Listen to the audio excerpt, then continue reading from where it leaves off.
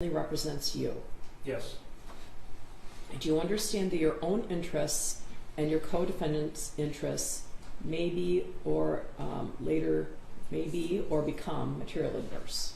Yes. All right. Do you understand that both your attorney and your co-defendant's attorney have indicated that there was previously a conflict of interest between you and your co-defendant, and that is why we have separate trials? Yes. Although there are now separate trials, do you understand that your co-defendant is a former client of your attorney? Yes. Do you understand that the duty of confidentiality continues after the client-lawyer relationship is terminated, which means that your attorney still must protect the confidentiality of privileged information provided by your co-defendant? Yes. Do you understand that given the duties owed to former clients, your attorney may be limited in their representation? For example, your attorney may not be able to use privileged information obtained from your co-defendant to further your own interests? Yes.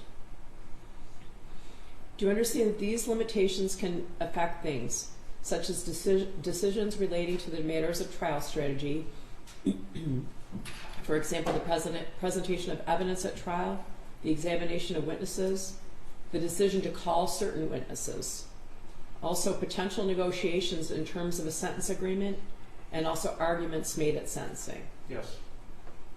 Do you consent to attorney Shannon Smith continuing to solely represent your wife, Ms. Jennifer Crumbley, and attorney Mariel Lehman continuing to solely represent you? Yes. Have you had the opportunity to consult with your retained counsel as it relates to the issue of your representation? Yes. Do you understand that by entering the waiver, you will not be able to raise these issues in an appeal should you be convicted? Yes. Do you have any questions about any of the issues raised on this form for either me or your attorney? No. All right. Thank you. Are you satisfied? I am, thank you. Okay. All right. So at the moment, there's been a number of motions zooming back and forth. But today, I think the only motion we're addressing is a motion filed by the defense with regard to the prosecutor's added witnesses. Correct? Yes. Correct, Your Honor. I know that's your motion, but I think I'd like to ask for the prosecutor to provide an offer of proof with regard to these witnesses. I think that would be helpful. Yes, Your Honor. I know them only by their initials. You all have the police reports and numerous documents, and so I'm not as familiar with some of the witnesses. Thank you, Judge. As a little bit of background, Judge, we amended our witness list 30 days prior to trial. We did so while the jury was still deliberating in the case of People versus Jennifer Crumbley. We are acutely aware of the impact it has on witnesses to testify, not just about what happened to them, but on national television. So when we amended the witness list, we did so before we had the opportunity to speak with them to confirm that they would be available and ready to testify the next case. We have, and they are cooperative. They are ready and available to testify should they be called upon. We added 4 names to the witness list, 3 that were identified as minors, 2 were actually have reached the age of majority. I was going to ask you that. Yes, Judge. So we would only seek to have those individuals testify. Initials KO and RF. Those individuals are both above the age of 18. Are you abandoning your request to call HA? That's correct, Judge. Okay. All right. So we have confirmed with their families as well that they are ready, willing, and available should they be called upon. Okay. So again, we did so with as much notice of defense counsel. Again, it was 30 days prior to trial, because we are aware that this court does run a very tight ship. As the court recalls the last trial, we were delayed from weather. We had a witness who had COVID. We had another witness with child care issues. We had yet another witness who was on vacation. We had to reorganize our proofs and presentation on the fly. So we want to be able to present our case in an efficient manner. We don't seek to expand the record necessarily, but we do want to be prepared to have opportunities to present our case should one or more witnesses become unavailable for any particular reason. Okay, well, I guess that's one of my questions, because you have Molly Darnell and Christy Gibson Marshall, who testified in the previous trial, testifying in this trial as well. That's correct. Because I guess I read, I don't know if it was a free press in the Detroit News, interpretation of the addition of the witnesses, that maybe they're supposed to take the place of other witnesses who felt too traumatized to testify. So, again, I believe that was the interpretation, Judge, and if it was articulated that way in the motion, then that was inadvertent. I don't think it was. But okay, thank you, Judge. I thought maybe I was mistaken. So I believe so, Judge. So I'm interested in that. yes, Judge, they are available and they are cooperative and will be testifying in this case, Judge. Okay. Again, when we amended the witness list, it was right after they testified while the jury was still deliberating, and we are aware of the impact it has on everybody, not just civilian witnesses, but police officers as well. So we wanted to proceed in an abundance of caution. They have options should we need those options. But since the time that I filed, and I communicated this to defense counsel as well, and we had private conversations regarding this, and I said the intent was not to add a number of witnesses, it was to be prepared in the event that someone would have to drop out at the last second, Judge. Okay, are you able to give the court an offer of proof with regard to KORF and as a separate issue, Kyle Keyser? Yes, Judge. If I may, I'll start with Mr. Keyser. Okay. So, Mr. Keyser is the original purchaser of the 6-hour 9mm handgun from the firearm store in Oxford. He bought that firearm in May of 2021. He used the firearm 3 times. He sold the firearm back to that same firearm store in Oxford on November the 13th of 2021. That's the gun that was purchased by this defendant, James Crumbley, on November the 26th. Okay. So he was added in response to statements made by Jennifer Crumbley's attorney during her presentation of the case, as well as Jennifer Crumbley's testimony. Now, I don't know what counsel's argument is going to be regarding the firearm. I don't know if Mr. Crumbley is going to testify or what he might say. So we added that individual. He's potentially a rebuttal witness. Obviously, we have no obligation to identify rebuttal witnesses. However, should the argument be presented in a certain fashion similar to that of Jennifer Crumbley, I think the background of that firearm, how it was stored, how it was bought and sold, would be relevant to the jury. So he was added after hearing the co-defendant's case in chief, Judge. Okay, I'm not following. You're adding him for the purposes of rebuttal only? Not necessarily. Okay. So it depends. I don't know how counsel is going to litigate her case, and obviously she's under no obligation to let us know that. I was struggling with the relevance he might bring to the case. So again, he bought the eventual murder weapon in May. Okay. He used it 3 times. He was provided with a cable lock. He never used the cable lock. He identified that as the same cable lock sold back to the firearm store, okay, which in turn will be identified by those witnesses as the same cable lock sold to Mr. Crumbley. Okay, I get it now. So, all right. again, Okay. and with KO and RF, both were students. Well, let me make sure that Mr. Keyser would potentially be in your case in chief, but you're asking for him on rebuttal. Well, at a minimum. Potentially on case in chief, and it really just depends on how the case progresses, Judge. All right. Okay. Thank you. KO and RF, Judge, both students, both wounded, November the 30th, 2021. They were both in the 200 hallway, and they were struck as the defendant's son emerged from the bathroom adjacent to room 258. Okay, well, I guess breaking this down, the fact that they were wounded is potentially not relevant. What they saw is potentially relevant. Well, they both can provide testimony of seeing. They didn't identify the shooter as who the shooter was. They didn't know him prior to, but they saw a student dressed in all in black. RF saw the gun raised. She saw what she thought was an orange tip. Turns out it was actually the muzzle flash of the firearm as it was fired at her. At her. RF. Correct. Okay. Both were wounded. Both survived, obviously. Okay. And they were together in the 200 hallway. If the court recalls from the video, in the group of young women next to the window. Okay. So. All right, but don't we have a video of that? We do have the video, Judge, but okay. And the video obviously is extremely relevant, extremely important, because the shooting is why we are here. Mm-hmm. And when we have actual eyewitness testimony available, it is important for the jury to hear that perspective.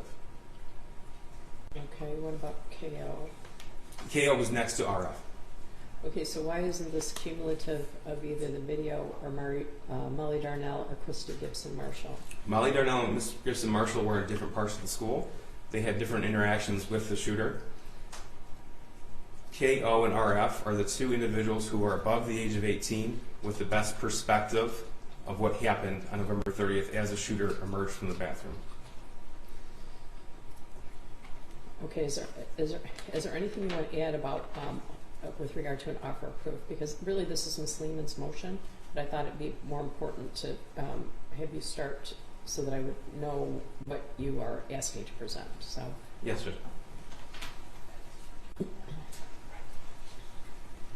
And again, just, we are limited to the individuals we can call from that hallway because 2 were murdered in that hallway. Mm-hmm. So these are the 2 individuals that have the best perspective, who are now above the age of 18, who Okay. can not just, who can actually testify as to what they saw, what they felt, what they heard as the shooter emerged from the bathroom and opened fire.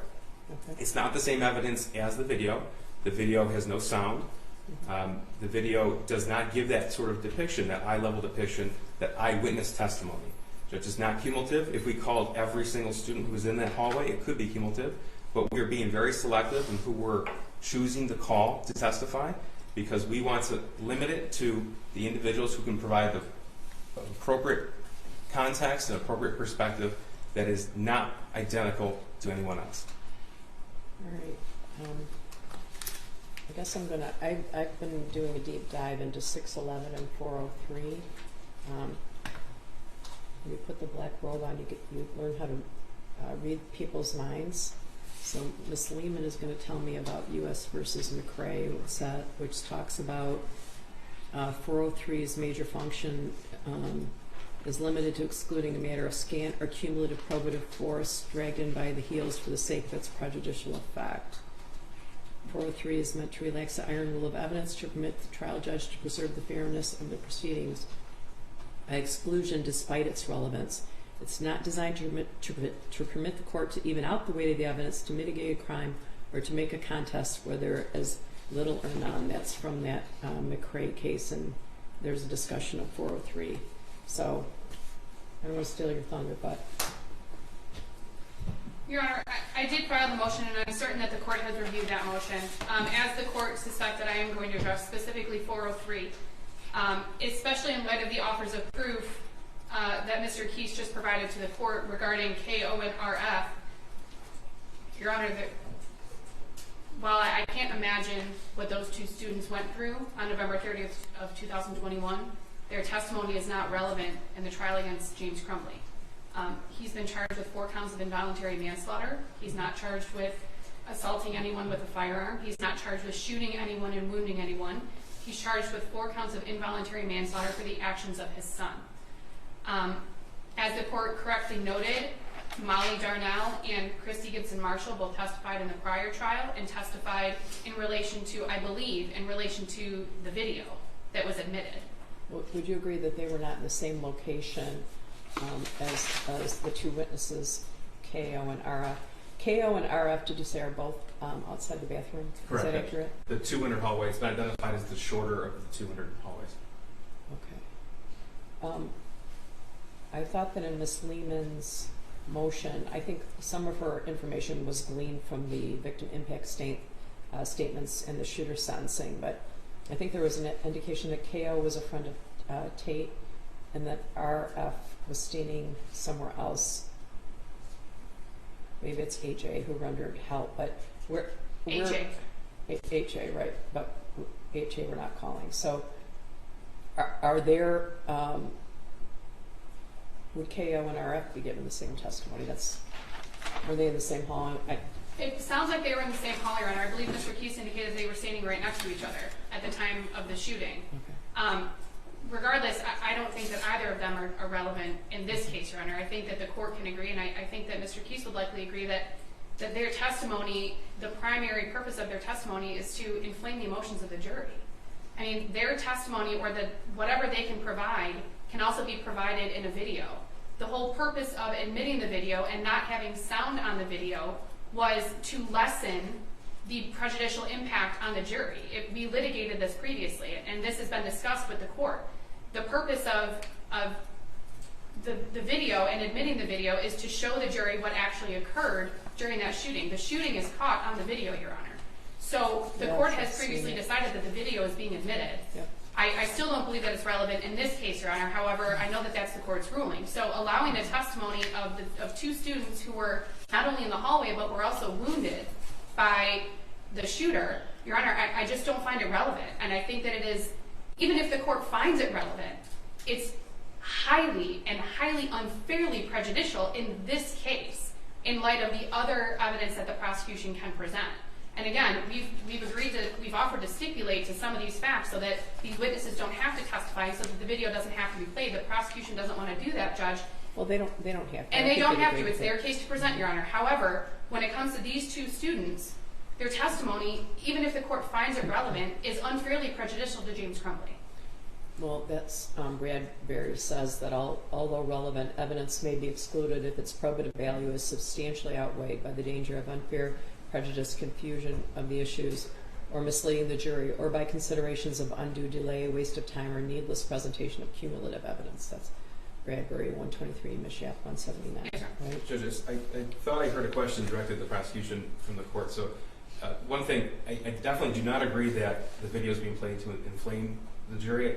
Perhaps counsel misspoke when she said the prosecutor agrees that's the purpose. That's certainly not the purpose. And also, Judge, the shooting is relevant. This is a homicide case. The shooting is evidence of the gross negligence. So the two individuals we identified, they were not looking at the same thing. They were not oriented the same direction. They have different perspectives. And again, these are the only two surviving members of the hallway that we have confirmed with their families that they are willing and able to testify in this trial, Judge. We are, again, acutely aware of the toll it takes on individuals to testify. There's members of law enforcement who still can't talk about that day.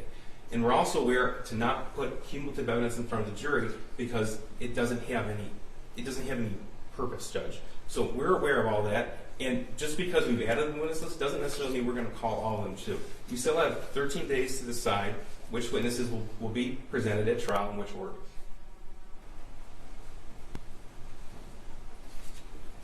Anything further? I'm probably going to write something. I guess, Ms. Lehman, you didn't address Kyle Keyser. I was sort of racking my brain to see why he's relevant, but now I think he is. Your Honor, I addressed him in my motion. I maintain the argument that I don't believe he's relevant. Well, if he apparently might have some information about the cable lock and whether the cable lock was in the same condition. If he's shown the cable lock during the course of the trial, if he testifies it's in the same condition it was in at the time that he resold the gun, that could be relevant. So I'm going to allow him to testify. As to KO and RF, I'm probably going to spend a little time. All right, but I will let you know very quickly. I've issued some orders on some of the other motions. And we'll issue some more orders this week. And I got another motion last night. So it's good that I don't have any other cases. What else can I do for you? Counsel and I spoke about meeting with the court briefly in chambers, talk about logistics, if that's Sure. agreeable. Or maybe in the jury room if you want. I don't have anything to ask you about, but if you'd like to meet to talk about logistics, that would be fine. There's just one issue that I think we'd like to discuss with the court. Okay. Thank you. All right. Thank you, Judge. Thank you. All right.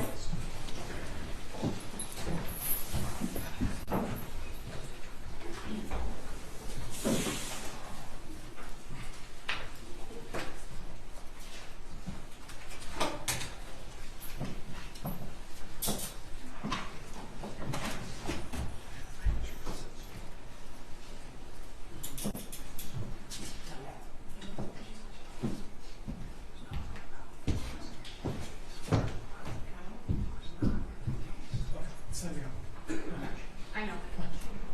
I know. Got it? Two.